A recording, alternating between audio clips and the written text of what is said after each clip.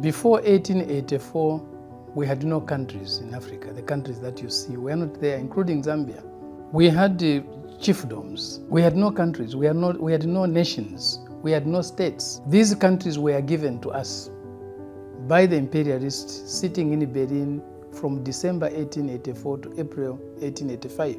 They carved these countries not for us. They carved them for themselves. They shared the territory of Africa for themselves, for their own interests, not for our own interests.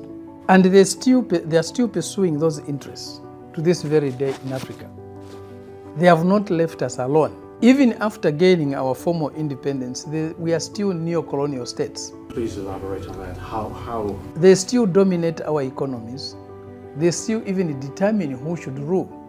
Anglo-American Corporation today has got a foundation called the Brenthurst Foundation. That foundation today is for funding political parties they want to take over.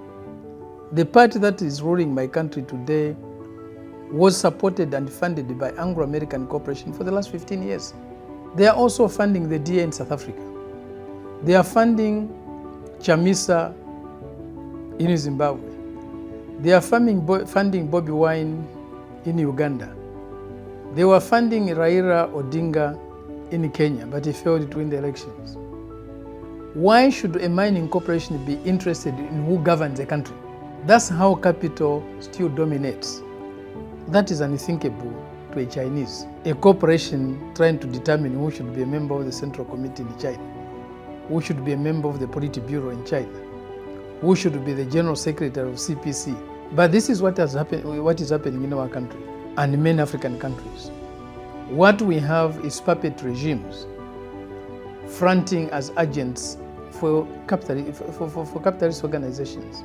You cannot develop a country if that country is not truly independent. Only an independent country can develop. China has been able to develop because you are truly independent.